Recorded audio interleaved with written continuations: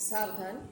नमो अरिहन्ताणं नमो सिद्धाणं नमो आयर्याणं नमो वज्रायाणं नमो Lowe सवसावूणं मङ्गलं भगवान् वीरो मङ्गलं गौतमो गणी मङ्गलं कुन्दकुन्दाद्यो जैन धर्मोऽस्तु मङ्गलं सर्वमङ्गलमाङ्गल्यं सर्वकल्याणकारकं प्रधानं सर्वधर्माणां जैनं जयतु शासनं जैनं जयतु शासनं तज्जयति परं ज्योति समं समस्तैरनन्तपर्यायै दर्पणतलैव सकला प्रतिफलति पदार्थमालिका यत्र परमागमस्य जीवं निषिद्य चात्यन्तसिन्धुरविधानं सकलनयविलसितानां विरोधमथनं नमाम्यनेकान्तम्। आचार्य अमृतचंद्र देव द्वारा विरचित श्री पुरुषार्थ सिद्धि उपाय नामक ग्रंथ पर अपनी चर्चा विगत कुछ दिनों से चल रही है। ये ग्रंथ की भाषा टीकाकार पंडित प्रवर श्री टोडरमल जी है और इसके भावार्थ के रचयिता भावार्थ जिन्होंने लिखा है वो पंडित गंभीर चंद जी जैन थे। इस पर अपनी चर्चा अभी चल रही है जिसके 8 श्लोक हम पूरे कर चुके हैं। तो पहले पाठ कर लेंगे पृष्ठ क्रमांक 21 से 8 श्लोक का। 21 पर तज्जयति परं ज्योति समं समस्तैरनंत पर्यायै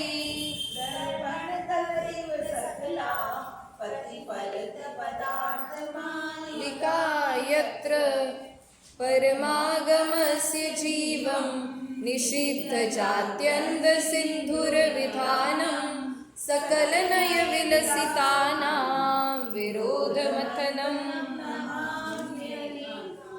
लोकत्रयैकनेत्रं निरूप्य परमागमं प्रयत्नेन अस्माभिरुपोद्रियते विदुषां पुरुषार्थसिद्ध्युपायोऽयं मुख्योपचार विवरण निरस्तदुस्सर्विनेय दुर्बोधा व्यवहार निश्चयज्ञा प्रवर्तयन्ते जगति तीर्थम्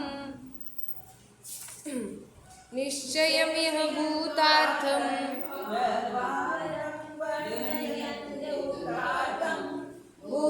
भूतार्थबोधविमुख प्रायः सर्वोऽपि संसारः।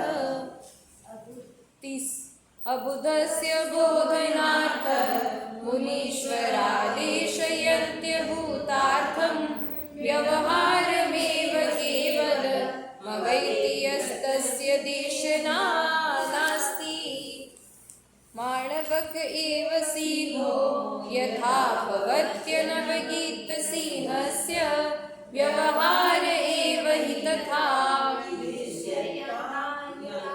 यात्यनिश्चयज्ञस्य व्यवहार निश्चयो यः प्रबुद्ध तत्त्वेन प्राप्नोति देशनाया। इतने श्लोकों की चर्चा हम कर चुके थे और अभी हमारी चर्चा 2 दिनों से 9 क्रमांक श्लोक पर चल रही है जिसमें इस ग्रंथ के जो मूल नायक जिसे हम कह सकते हैं, इस ग्रंथ का नायक कौन है तो पुरुष, क्योंकि पुरुष के लिए लिखा गया ये ग्रंथ। तो उस पुरुष कौन है, वो पुरुष, उस पुरुष की व्याख्या करते हैं यहाँ पर। तो इस श्लोक का भी एक बार पाठ करेंगे, सब लोग साथ में ही करेंगे। अस्ति पुरुषश्चिदात्मा विवर्जितः स्पर्श रसगन्धवर्णैः गुणपर्यैः संवेतः समाहितः समुदय व्यय द्रव्यैः। पुरुषः चिदात्मा अस्ति, मतलब पुरुष चैतन्य स्वरूप ज्ञान स्वरूप आत्मा है। विवर्जितः स्पर्श रस गंध वर्ण, जिसमें स्पर्श रस गंध और वर्ण विवर्जित है अर्थात नहीं पाया जाता। फिर गुण पर्याय संवित, जो गुण पर्याय सहित है, और समुदय समाहित समुदय व्यय द्रव्य, और जो उत्पाद व्यय और द्रव्य इन तीनों से भी कैसा है, सहित है, युक्त है, ऐसा है एक पुरुष जिसकी चर्चा चल रही थी। इसमें से हम एक ही पद पर चर्चा कर चुके हैं अभी तक। कौन से पद पर? अस्ति पुरुषश्चिदात्मा, मतलब पुरुष कैसा है, चैतन्य स्वरूप है, चेतना उसका क्या है, गुण है। अब वो चेतना मतलब क्या, तो ज्ञान दर्शन का जो अपना परिणाम था उसी को अपन ने क्या कहा था, चेतना। अब ये जो चेतना थी, क्या ये आत्मा का लक्षण बनाया है, पुरुष का लक्षण बनाया है, तो क्या ये लक्षण सही है या ये लक्षण गलत है, इसकी चर्चा किसमें की थी, टीका में आगे की थी। तो कैसे सही है, कौन सा लक्षण सही कहलाएगा, जो अव्याप्ति, अतिव्याप्ति और असंभव दोष से रहित हो, जिसमें ये तीन दोष नहीं पाए जाते, वो लक्षण कैसा कहलाएगा, सम्यक लक्षण। अव्याप्ति मतलब जो लक्ष्य के एक देश में पाया जाए, ठीक है। अतिव्याप्ति मतलब जो लक्ष्य में भी हो और अलक्ष्य में भी हो, और असंभव मतलब लक्ष्य में हो ही नहीं, ये क्या कहलेंगे, तीन प्रकार के दोष। अब हमारा जो लक्षण हमने पुरुष का बनाया है, चेतना लक्षण, वो लक्षण क्या सिर्फ कुछ ही आत्मा में पाया जाता है कि सभी आत्मा में पाया जाता है, और आत्मा के अलावा किसी अन्य में पाया जाता, किसी में भी नहीं पाया जाता, और आत्मा में पाया जाता है, इसमें भी प्रत्यक्ष में दिखता है, हर जीव में ज्ञान है, तो असंभव दोष भी नहीं आता। तो तीन प्रकार के दोषों से रहित आत्मा का कैसा लक्षण है, चेतना लक्षण है। इन तीनों लक्षण दोषों की चर्चा करने के बाद हमने चेतना के भेद देखे थे, दो प्रकार से देखे थे, एक तो गुणों की अपेक्षा और एक परिणामों की अपेक्षा। गुणों की अपेक्षा तो ज्ञान चेतना और दर्शन चेतना, और परिणामों की अपेक्षा से कर्म चेतना, कर्मफल चेतना और ज्ञान चेतना, ऐसी तीन प्रकार की चेतना हमने देखी। हाँ, पर उसमें वो ज्ञान गुण की मुख्यता से है, और ये ज्ञान परिणमन, जो ज्ञान रूप परिणमन है, वो उस परिणमन की अपेक्षा से। और इस प्रकार अंत में हमने देखा था कि इस प्रकार चेतना अनेक स्वांग करती है, फिर भी चेतना का अभाव कभी नहीं होता।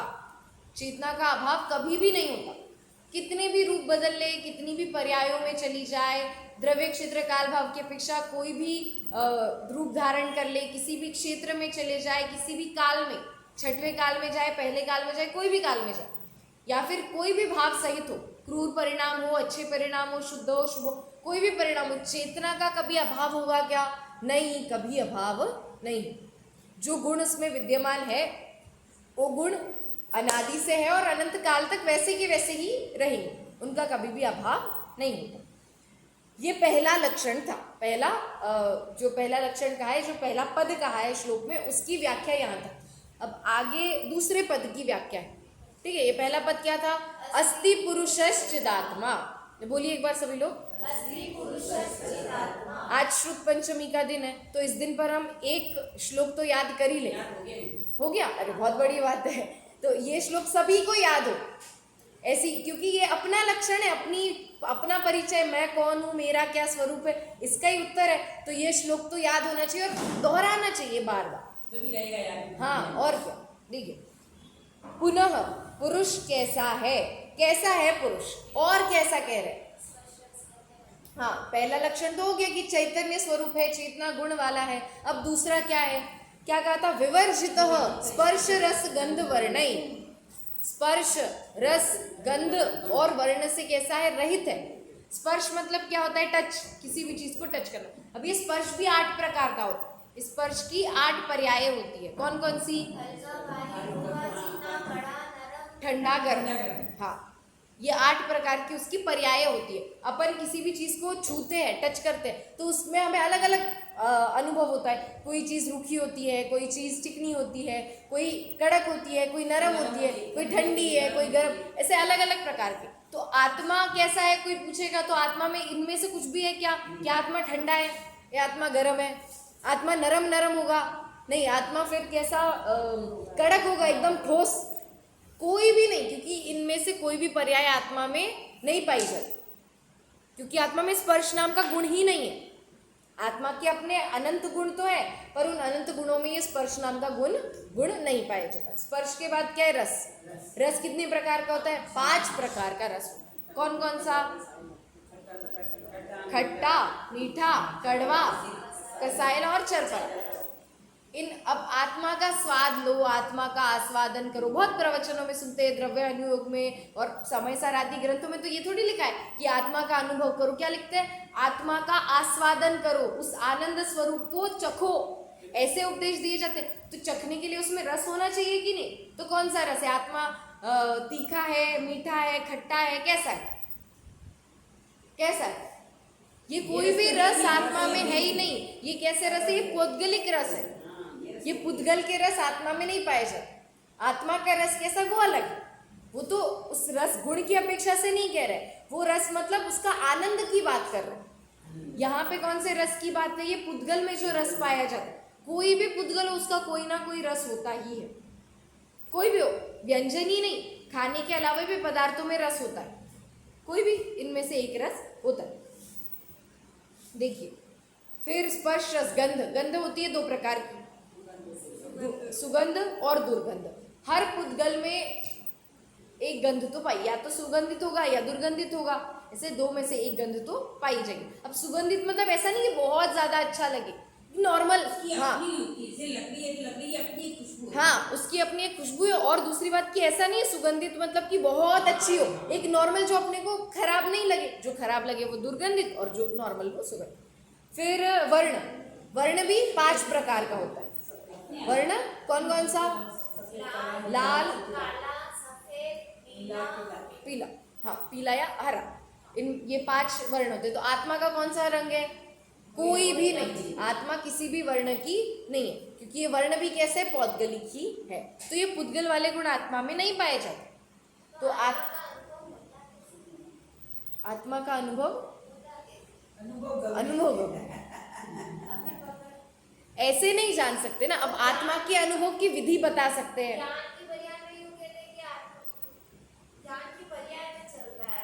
हाँ, अनुभव पर्याय में ही होता है। अनुभव क्या? हर चीज जो भी परिणमन चलता है वो सब पर्याय में होता है, और होता भी ज्ञान गुण की पर्याय में। अनुभव जो वेदन होगा आत्मा का, वो ज्ञान गुण की पर्याय में ही होगा।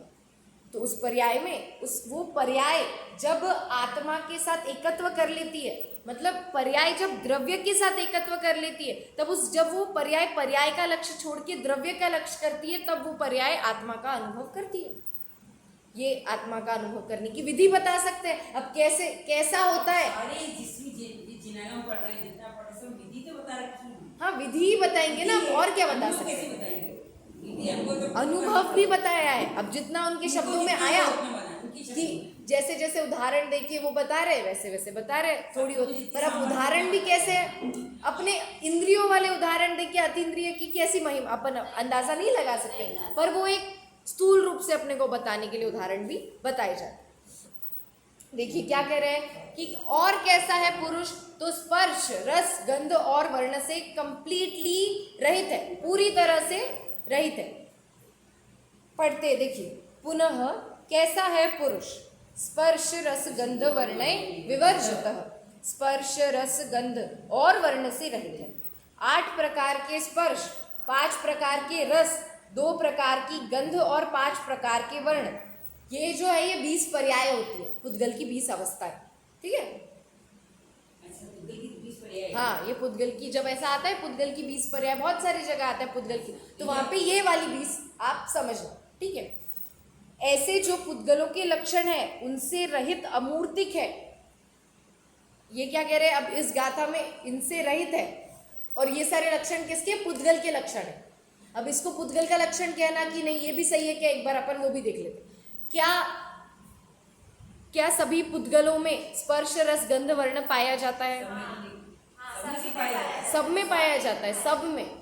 आपको जो दिखता है उसमें भी, जो नहीं दिखता उसमें भी। जैसे कर्म है, द्रव्य कर्म, वो कैसे? पुद्गल है, परमाणु है जितने भी कर्म के। अब वो जो कारमाण वर्गणाएं है, पुद्गल है, तो वो अपने को दिखती थोड़ी इतनी सूक्ष्म होती है, पर उसमें भी स्पर्श रस गंध वर्ण सब पाया जाता है। ये सब भी पुद्गल है ना? हाँ, ये रस आप चखिए, आपकी जीभ से कुछ तो टेस्ट आएगा ही।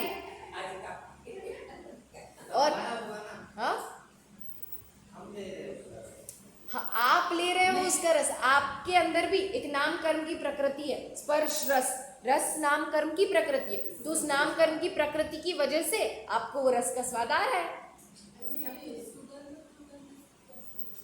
स्मेल इसकी आती है ना, स्मेल कुछ तो स्मेल है ही इसमें। अब ऐसा नहीं एकदम अपन उसको स्पेसिफिकली ये नहीं बोल सकते इसके जैसी उसके जैसी है, नहीं, ज्ञान में भी आ जाएगी, कभी कभी आ जाती है, अपने को भी जंग लग जाए इसमें तो उसकी अलग एक स्मेल आती है, फिर ये नॉर्मल हो तो इसको अपन अच्छे से सूंघेंगे तो थोड़ा सा तो कुछ अनुभव होगा ना, नाक में कुछ तो अलग। जैसे नए नए पेपर आता है तो एक अलग ही खुशबू आती है। हाँ, ऐसे हर पुद्गल की एक, हाँ मिट्टी वगैरह में आती है, अब देखिए आती है मिट्टी में ऐसे नहीं, हाँ, और अपने को पकड़ में आई नहीं आई क्योंकि अपना रस नाम कर्म का उदय है और इसका रस अपना स्वतंत्र गुण है। अब इसमें रस पाया ही जाता है, अब हर चीज को चख के थोड़ी बोल सकते कि इसमें रस पाया जाता है क्यों, इसलिए मतलब इसमें रस तो है, ये इसका गुण है, रस मतलब इसका अपना गुण है। गलत नहीं हो सकता, ये है या नहीं है। चलिए, हाँ, उनसे रहित अमूर्तिक है, उनसे, हाँ, अव्याप्ति दोष पाया जाता है। क्या क्या कोई भी ऐसा पुद्गल है जिसमें आपको ऐसा लगता है कि स्पर्श रस गंध वर्ण नहीं है? ऐसा कोई भी पुद्गल नहीं, भले ही अपने को दिखे या फिर नहीं दिखे, पर इन सब में ये गुण तो पाए ही जाते हैं। फिर पुद्गल के अलावा कोई ऐसा है आपको जो भी दिख रहा है ना, वो सिर्फ पुद्गल है, पुद्गल के अलावा कुछ भी नहीं दिखता।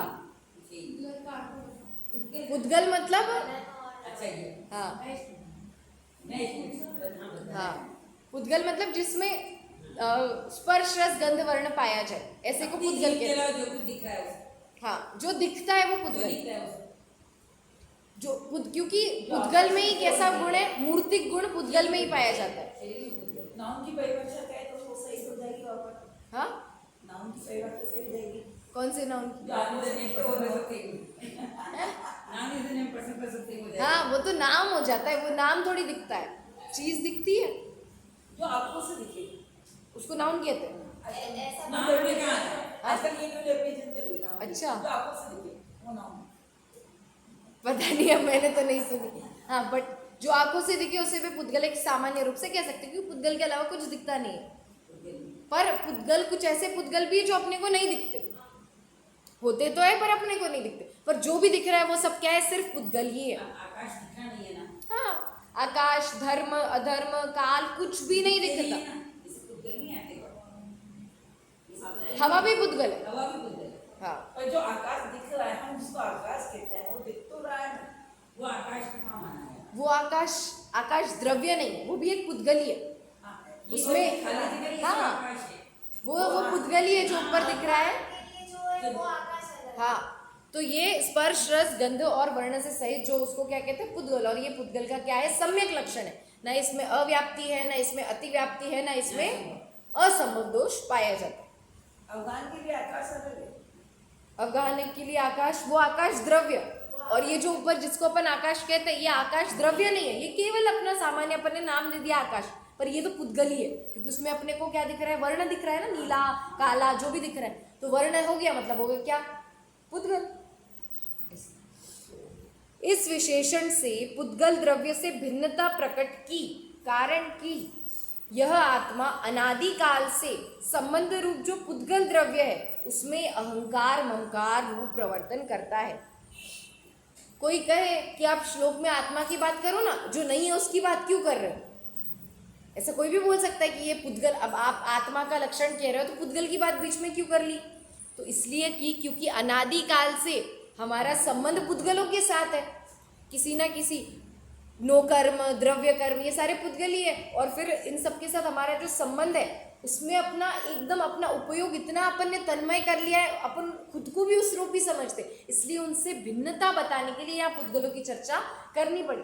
अब सिर्फ तुमको ये बताएंगे कि तुम चैतन्य स्वरूप आत्मा हो, ज्ञान तुम्हारा लक्षण है, तो फिर प्रश्न तो उत्पन्न होगा ही मन में कि भाई ज्ञान स्वरूप है तो ये क्या है जो दिख रहा है, राग हो रहा है तो क्यों हो रहा है, द्वेष हो रहा है तो बुरा क्यों लग रहा है, अच्छा क्यों लग रहा है, अगर सिर्फ ज्ञान है अंदर तो उन सब का कारण क्या है, ये जो हमें नो कर्म आदि का सहयोग प्राप्त हुआ, द्रव्य कर्म का सहयोग प्राप्त हुआ, उससे हो रहा है, तो इससे क्या बता रहे, अनादि से पुद्गल से सहयोग तो है परंतु कैसा है, उनसे भिन्न है।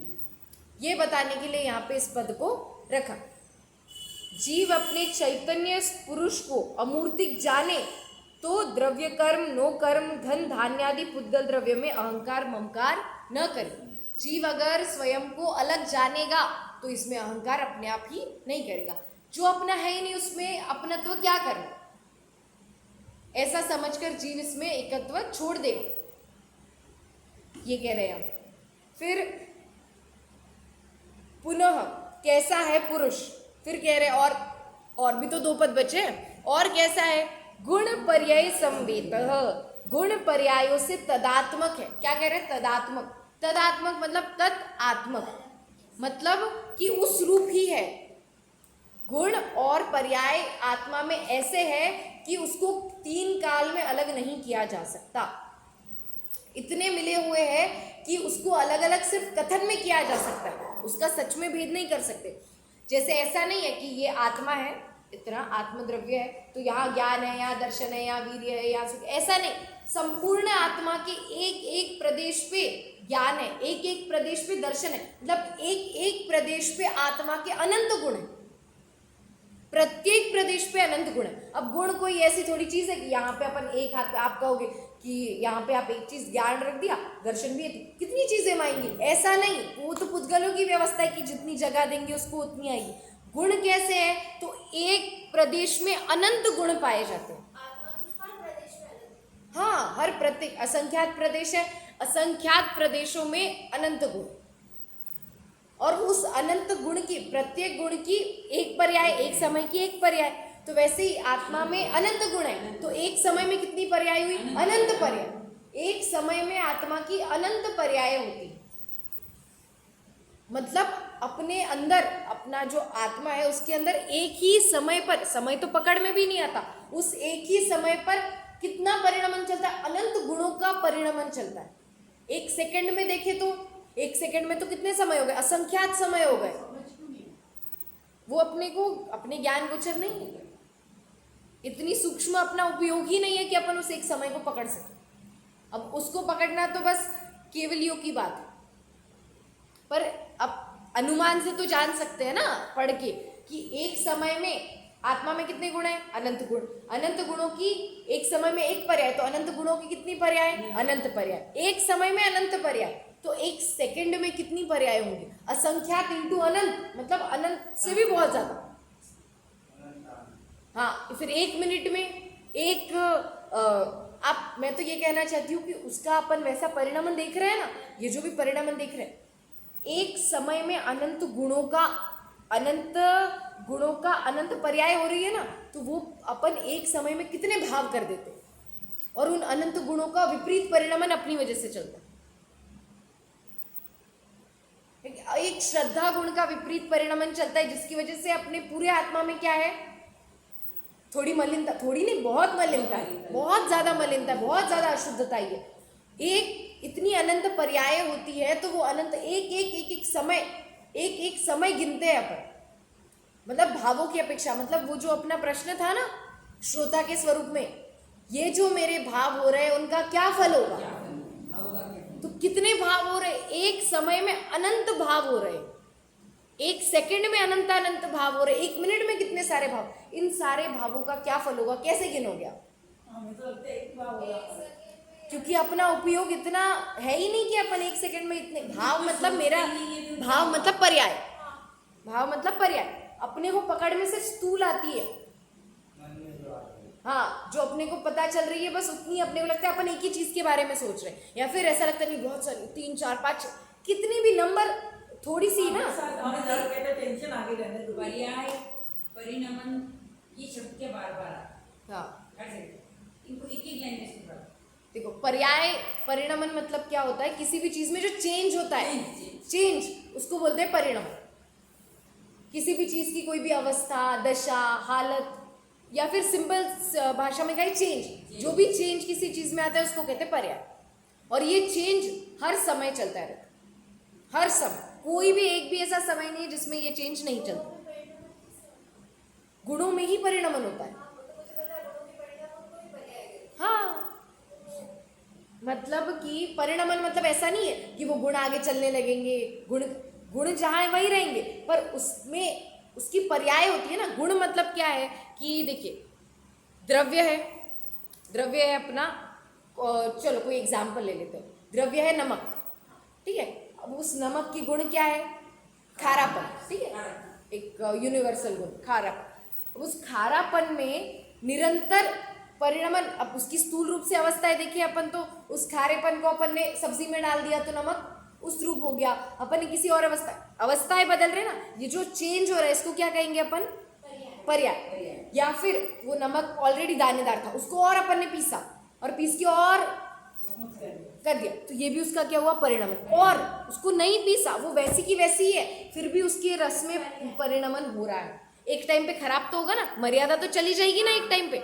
इसका मतलब परिणमन क्या, जिस समय मर्यादा गई उस समय परिणमन हुआ क्या? नहीं, परिणमन तो बहुत पहले से चल रहा था। अब कवर्ड में अपन ने कोई चीज रखी है, या फिर ऐसे ही यहाँ पे ये चीज एक पुस्तक रखी है, अब बहुत दिन तक कोई उसको हाथ ही नहीं लगाए और 6 महीने बाद उसको देखे, तो वो वैसी की वैसी रहेगी क्या? इस पे धूल आ जाएगी? मतलब क्या धूल उसी दिन आई? नहीं, धूल तो पहले दिन से ही आना स्टार्ट हो गई थी। लेकिन बहुत सारे जो कपड़े होते, नए नए कपड़े रखते थे तो नहीं रहेंगे, तो जब निकालते तो लगता है कि उनमें कुछ हो गया है। हाँ, बहुत टाइम बाद तो कपड़ा खराब हो जाता है। वैसे पुस्तक पे धूल, तो धूल उस दिन नहीं आई, धूल का भाई पहले दिन से आई, अपने को दिखी उस दिन। हर चीज अपने ज्ञान में नहीं पकड़ में आती अपने को।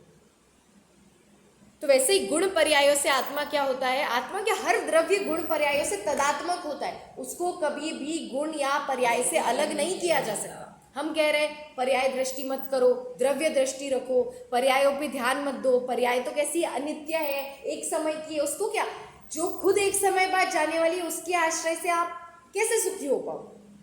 पर्याय कितनी एक समय की होती है, बस एक समय, इसके बाद वो चली जाती, दूसरी पर्याय, तीसरी पर्याय। जो पर्याय स्वयं को ही शरण नहीं दे सकती, स्वयं को ही एक समय से ज्यादा टिका के नहीं रख सकती, वो हमें क्या शरण देगी? तो हाँ, द्रव्य भी वैसा का वैसा रहता है। द्रव्य और गुण नित्य रहते हैं, पर्याय अनित्य है। सीधे भगवान की तो कंटिन्यू पर्याय बदलती है ना, वैसी वैसी रहते हैं।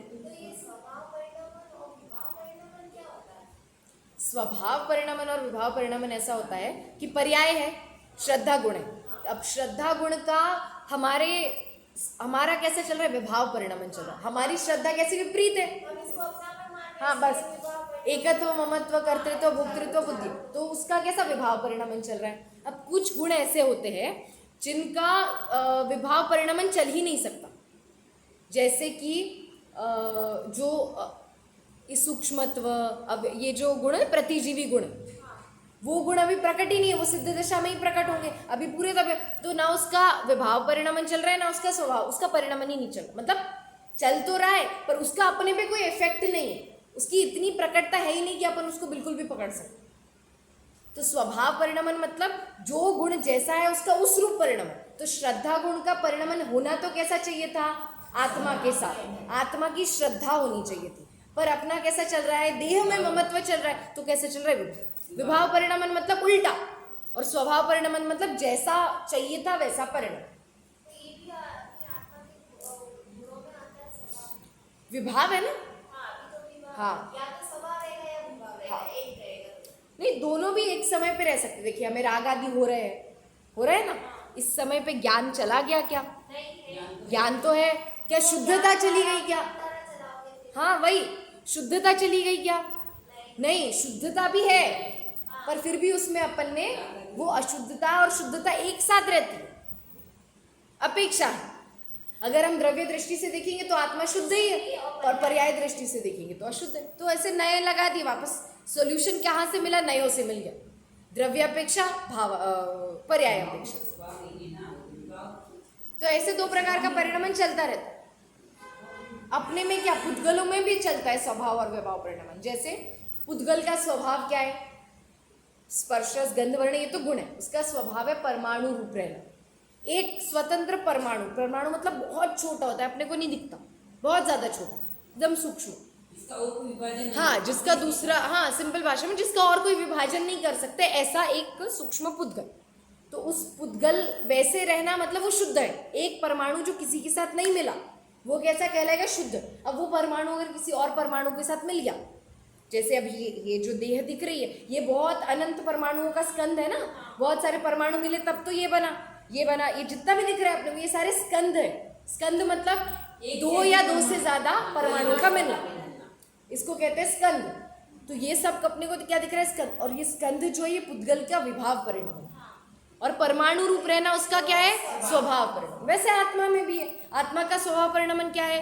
सम्यक रूप से जो भी अपना ज्ञान दर्शन चल रहा है, जानना, ये सब स्वभाव परिणाम।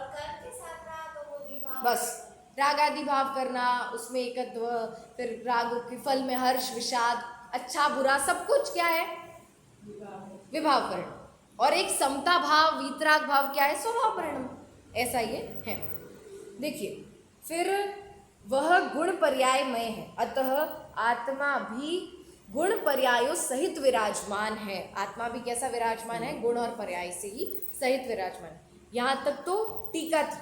अब भावार्थ है उसके पहले, आज श्रुत पंचमी का अवसर है तो कुछ उसकी भी थोड़ी सी चर्चा अपन कर लेते। हमें ये जो श्रुत प्राप्त हुआ, वो श्रुत अपने आज तो अपने पास बहुत सारी जिनवाणी उपलब्ध है, बहुत करोड़ों की संख्या में कह सकते हैं, और वहाँ छपी हुई ना हो तो मोबाइल में पीडीएफ के रूप में अवेलेबल है बहुत सारी जगह। कोई अपने को आज कोई भी ऐसा नहीं लगता कि कोई कहे कि जिनवाणी को सुरक्षित रखो, जिनवाणी सुरक्षित रखनी चाहिए, तो ऐसा मन में नहीं लगता कि सुरक्षित रखनी चाहिए। है तो इतनी सारी है, पर ये बात कब की है? आज से 2000 वर्ष पहले, मतलब जब महावीर भगवान को निर्वाण हुए 683 वर्ष हुए थे, तब की बात है। तब अब महावीर, पहले तो क्या चलता था? पहले लोगों का शयोपशम इतना तीव्र था, इतना अच्छा था कि लिखने की जरूरत ही नहीं पड़ती थी, कहने सुनने से ही काम चलता था। मतलब महावीर भगवान की देशना खीरी तो गणधर वहां पे ऐसे नोटबुक लेके थोड़ी बैठे थे, वो बोलेंगे तो मैं लिखूंगा, ऐसे थोड़ी बैठे थे। वो केवल सुनने मात्र से उन्हें द्वादशांग का ज्ञान हो जाता। कितना द्वादशांग बहुत होता है। अभी तो द्वादशांग का कुछ भी प्राप्त, एकदम असंख्यात अंश प्राप्त है, ऐसा कह सकते हैं। वो असंख्यात अंश भी हम पूरी जिंदगी भर में नहीं पढ़ सकते जितना आज प्राप्त है। मतलब द्वादशांग का ज्ञान कितना ज्यादा हुआ। वो द्वादशांग का ज्ञान गणधर को कैसे हुआ? लिख के और या पढ़ के नहीं हुआ, सिर्फ सुन के भगवान महावीर की वाणी खिरी और अंतर्मूर्त में द्वादशांग का ज्ञान हुआ। कितना तीव्र शयोपशम हुआ। फिर उनसे उनके बाद श्रुत केवलियों तक गया, फिर बाद में और अपर आचार्यों तक वो ज्ञान आता। उसके बाद पंचम काल का असर दिखना शुरू हो गया कि ज्ञान धीरे धीरे कम होने लगा काल के प्रभाव से। अब द्वादशांग के पाठ ही थे, फिर एक एक अंग का ज्ञान कम होने लगा, फिर एक ही अंग बचा, उसमें भी एक ही अंग बचा। मतलब कुंद आचार्य को भी कौन से ज्ञान प्रवाद अंग के, हाँ, किसी एक पूर्व का ज्ञान था। ऐसे बहुत कम ज्ञान बचा। सबके जितने भी आचार्य हुए, लोग हुए, उनकी वो जो सुनने की और ग्रहण करने की शक्ति कैसी हो गई थी? बहुत ही क्षीण होती गई, कम होती गई। आचार्य धरसेन गिरनार की पर्वत की गुफाओं में बैठे थे। उस टाइम पे उनको भी क्या द्वादशांग का ज्ञान नहीं था, उनको भी एक ही अंग का ज्ञान। उस एक अंग के ज्ञान था उनको, तो उनको ये ऐसा लगने लगा कि अभी मुझे एक अंग का ही ज्ञान है, मेरे ऊपर के आचार्यों को तो इतना सारा ज्ञान था। अब ये ज्ञान की क्षीणता हो रही है काल के प्रभाव से, और अभी तक ऐसा कोई भी उपाय नहीं किया गया है जिससे ज्ञान सुरक्षित रखा जाए।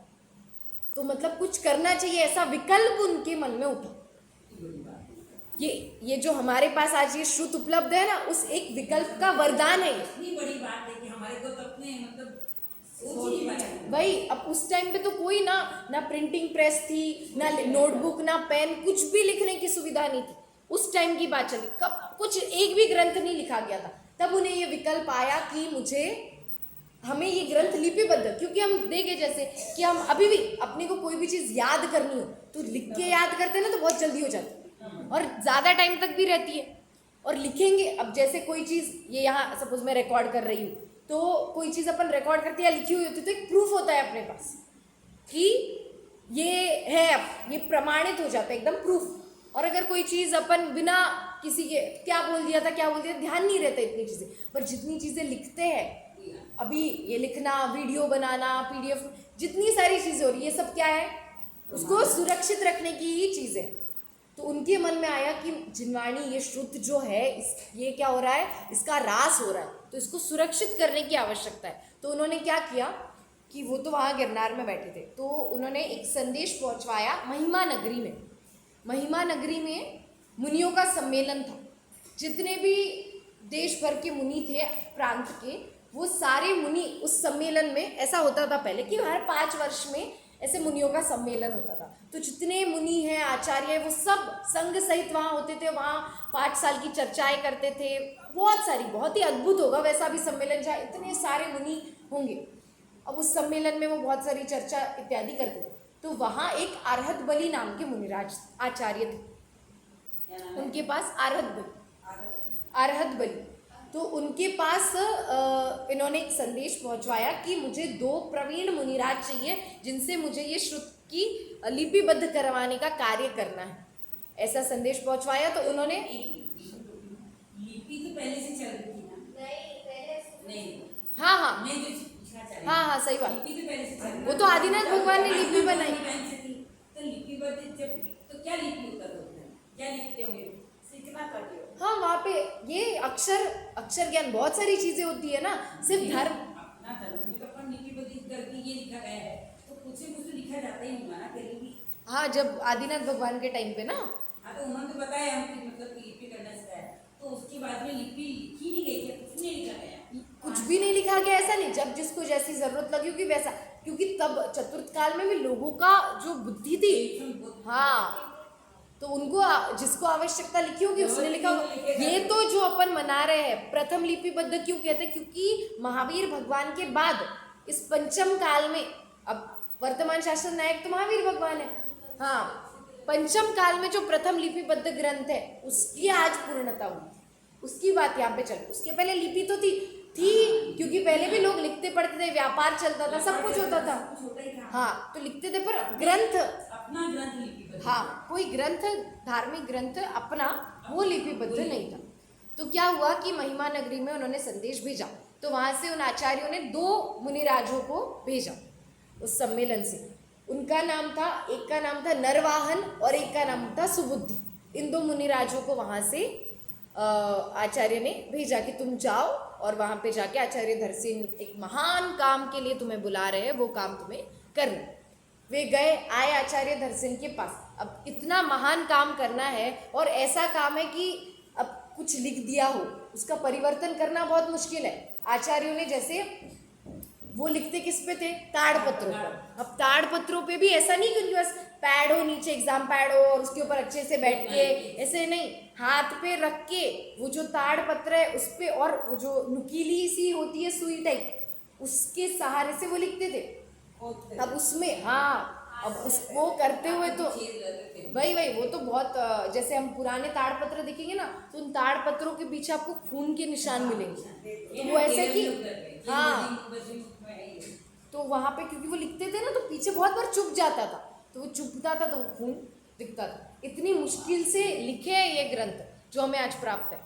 फिर वो जो वो लिखना इसलिए कह रही हूँ मैं कि जो उन्होंने लिखा, अब कुछ भी लिखते, परीक्षा करना क्यों आवश्यक था, क्योंकि उसको वापस बाद में परिवर्तन करना बहुत कठिन था। एक बार उन्होंने लिख दिया ये है, ये, अब ये धरसेन आचार्य की तो आयु ही नहीं बची थी कि वो वापस से चेक कर पाए कि उन्होंने लिखा क्या है।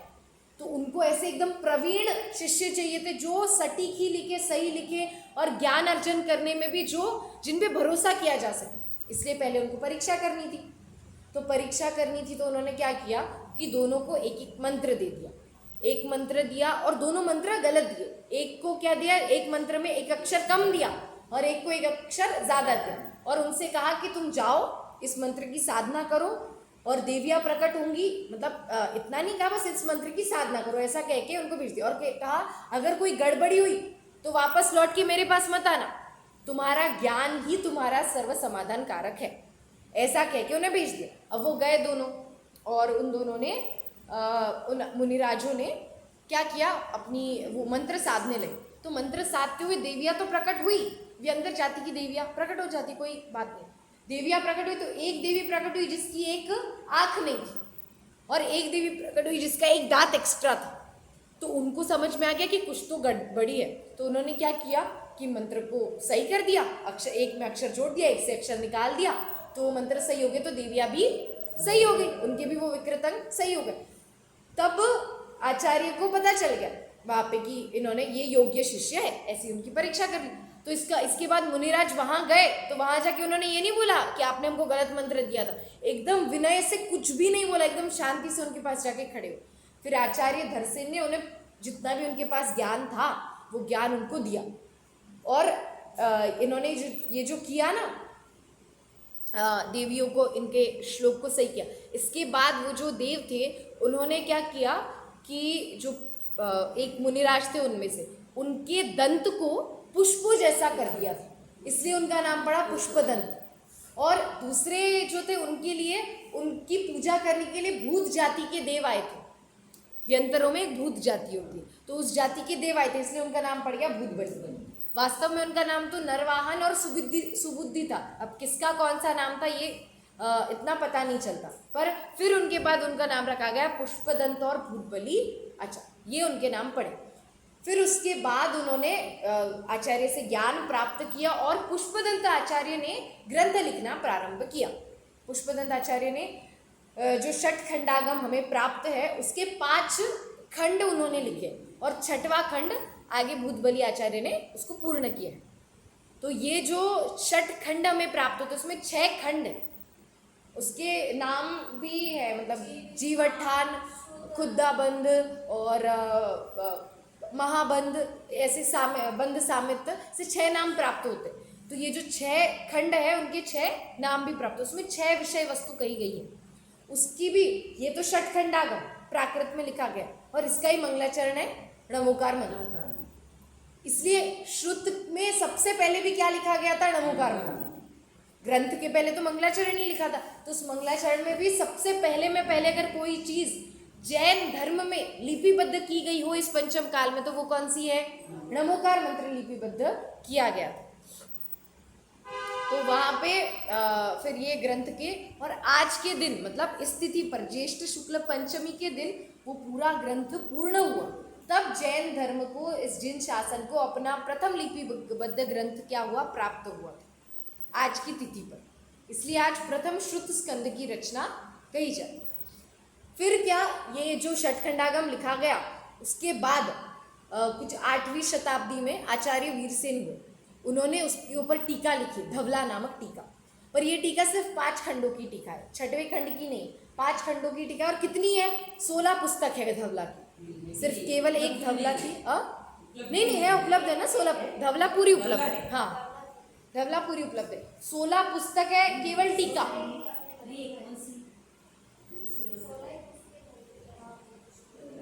हाँ, हमारे यहाँ भी है 16 की 16 पुस्तकें। तो 16 पुस्तकें तो है किसकी? धवला की। फिर जो 6वां खंड था उसकी जो टीका थी उसको कहते हैं महाधवला। महाधवला वो 7 पुस्तकों की है, महाधवला। और उसके ही समकालीन एक कषाय पाहुड़ नाम का ग्रंथ लिखा गया, उसकी टीका का नाम है जय धवला। धवला, महाधवला और जय धवला। धवला तो षटखंडागम के पहले 5 खंडों की टीका, महाधवला 6वें खंड की टीका, और जय धवला कषाय पाहुड़ की टीका। ये जो धवला है ये 72,000 श्लोक प्रमाण, एक श्लोक होता है 32 अक्षर का, एक श्लोक 32 अक्षर का, तो ये पूरी टीका है 72,000 श्लोक प्रमाण, इतनी टीका है। तो इतनी टीका लिखने में उनको कितने 20-30 वर्ष लगे होंगे उनकी। हाँ, 72,000 श्लोक नहीं है, अक्षरों को जब अपन गिनते हैं ना तो श्लोक प्रमाण में गिनते हैं। अच्छा, एक श्लोक में होती है 32। हाँ, अक्षर, तो वैसे 72,000 श्लोक प्रमाण, इतना उन्होंने लिखा। अब इतना लिखने में उन्हें कितना समय लगा हो, उनकी पूरी साधना इसी ग्रंथ को लिखने में, मतलब पूरी कितने उनको करुणा आई है, 6वें गुणस्थान में आए थे हमारे लिए ये लिखने के लिए। तो हमें भी पढ़ने चाहिए ये ग्रंथ भी, नहीं समझ में आए फिर भी पढ़ने चाहिए। एक बार में नहीं आएगा, दूसरी बार में आएगा, तीसरी बार में आएगा, जरूरी नहीं है हर चीज पहली बार में ही समझ आए, तो धीरे धीरे समझ आएगी, पर पढ़ना चाहिए। ये तो कहानी थी कि आज की दिन श्रुत पंचमी कैसे मनाते, तो अब तो वो हो गया, श्रुत स्कंद की रचना तो हो गई। इसके बाद भी बहुत मुश्किल था ये ग्रंथ अपने को मिलना। ये जो षटखंडागम पहले पब्लिश नहीं हुआ था, जैसे अभी प्रिंटेड अपने को मिलता है, पहले नहीं हुआ था। जब ये पहले साउथ इंडिया में, दक्षिण में ही, वो कर्नाटक इत्यादि में रखे गए थे। पहले लोग क्या करते थे, इनकी पूजा करते थे, से पढ़ते नहीं थे, तो इनकी पूजा करके रखे। अब वो ताड़पत्र भी कुछ टाइम के बाद खराब हो जाते हैं, तो वो ग्रंथ ऐसे म्यूजियम में बस सजा के रखे थे। तब एक साधर्मी थे अपने, वो गए थे साउथ इंडिया ये सब देखने, दर्शन इत्यादि करने। तो उनको ऐसा भाव आया कि शायद उनका नाम था सेठ हुकुमचंद नाम था उनका। तो ये षटखंडागम की जो प्रस्तावना है पहले या तीसरे पुस्तक की, उसमें ये कहानी लिखी। कहानी मतलब ये जब हुआ था, तब वहाँ पे वो लोग जो भी थे, उनके रक्षक, जो भी उनकी रक्षा करते थे, वो अब दूसरे लोगों से तो बचाने ये ग्रंथ, कोई भी आए और अपना ग्रंथ ले जाए, जैसे गंधहस्ती महाभाष्य के लिए कहा जाता है कि कोई ले गए, तो ऐसे नहीं कर सकते थे। तो वो किसी पे भरोसा नहीं करते थे, तो वो किसी को पढ़ने भी नहीं देते थे। पर इन्होंने स्पेशली कहा कि नहीं पढ़ने, तो बोलते पढ़ना है तो यहीं पढ़ो, इसको कहीं ले जाने नहीं देंगे आपको। तो ये पढ़ना इतना मुश्किल था, बहुत मुश्किल से उनको वो ग्रंथ मिले कि उन्होंने पढ़ के उसको, अब वैसे पढ़े, फिर उसको अच्छे से नॉर्मल में लिखा, फिर लिख के उन्होंने उसको छपवाया। ये हमें तो बहुत सहजता से प्राप्त हो गए, ये अपने विद्वानों और मुनिराजों, अपने आचार्यों के बहुत परिश्रमों से प्राप्त है हमें। जितना डायरेक्टली माल हमें आज प्राप्त, एक सर्च करो कोई भी ग्रंथ मिल जाता है, कोई भी, उस ग्रंथ की टीका मिल जाएगी, उसका भावार्थ मिल जाएगा, और वो श्लोक लिखा, उस श्लोक को सीधा करके प्रत्येक शब्द का अर्थ, अर्थ से अर्थ, पूरा सब कुछ इतना इजीली मिल जाता है। पहले ऐसा कुछ नहीं था, पहले कितना मुश्किल था। इतनी मुश्किल से हमें ये शुद्ध हमें आज प्राप्त हुआ है, तो इसे हम कैसे सुरक्षित रखेंगे? अपने घर में सजा के नहीं, इसको सुरक्षित कहाँ करना है? ज्ञान में सुरक्षित करना है। इस शुद्ध को ज्ञान में जब हम सुरक्षित करेंगे, तब वास्तव में शुद्ध पंचमी मनाई, ऐसा हम कह पाएंगे। अपने ज्ञान में भी सुरक्षित रखना है, आने वाली पीढ़ी तक भी पहुंचाना है। हाँ, ये बहुत जरूरी है, क्योंकि वरना हम तक यही आचार्य धरसेन को भी तो यही था। वो अगर खुद तक ही रखते, उनको क्या था, वो तो परम भावलिंगी संत है, उनको अपने अतीन्द्रिय आनंद के रस से निकलकर उस विकल्प करने की क्या आवश्यकता थी? कोई आवश्यकता नहीं थी, पर उन्होंने, उनका वो विकल्प आज हमारे लिए वरदान के रूप में प्राप्त है। इसीलिए हमको विकल्प है। हाँ, हमारे भव्य जीवों के निमित्त से ही ऐसे विकल्प आते हैं। हमको तो संसार का विकल्प आया, हमको तो अपने परिवार का विकल्प नहीं आता है। सही बात है ना? वही तो, संसार का विकल्प आया कि संसार में क्या होगा, यदि ऐसे मिलेगा विकल्प पढ़ने हाँ, के लिए। यही उनको तो पूरे जितने भी ये पंचम काल में जीव है, अभी ज्ञान रास हो रहा है, कैसे ये इस जिनागम कैसे टिकेगा पंचम काल के अंदर, उनको वो विकल्प आया जिससे ये श्रुत की रचना है। अब हमारे पास ये जो श्रुत है, हमें ज्यादा कुछ नहीं करना है, बस पढ़ने वालों को प्रेरित करना है, पढ़ाने वालों को प्रेरित करना है, ताकि ये जो परंपरा है ये निरंतर चलती रहे। हमें शुद्ध पंचमी मनाने की वास्तविक सार्थकता तो यही है कि हम इस शुद्ध को अपने ज्ञान में सुरक्षित रखें। अपने ज्ञान में सुरक्षित रहेगा तो वाणी से तो वही निकलेगा ना, और वाणी से निकलेगा तो फिर परिवार में, परिवार से समाज में, समाज से पूरे देश दुनिया में हम इसको फैला सकते।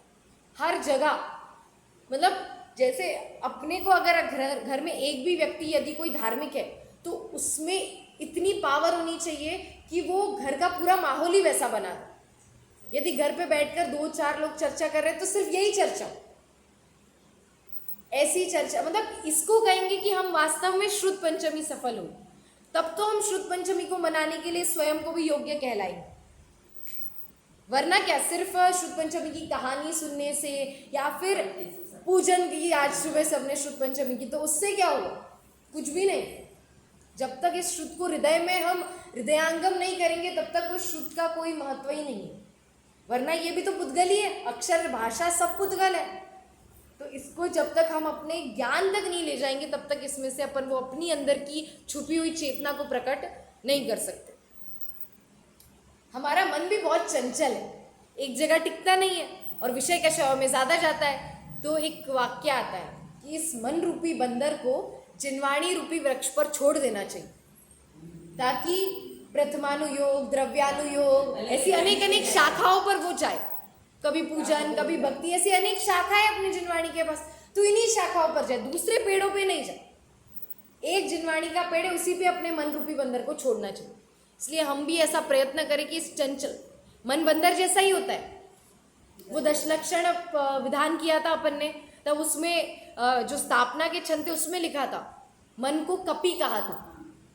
कपि, उस पर थोड़ी अपन ने प्रवचन में चर्चा भी की थी। मन कपि है, कपि मतलब बंदर। तो वही इस मन रूपी बंदर को हमें जिनवाणी रूपी वृक्ष पर छोड़कर स्वयं का कल्याण करना चाहिए और इस शुद्ध को अपने हृदय में भी अच्छे से बसाना चाहिए। इसी मंगल भावना के साथ ओम नमः सिद्धि।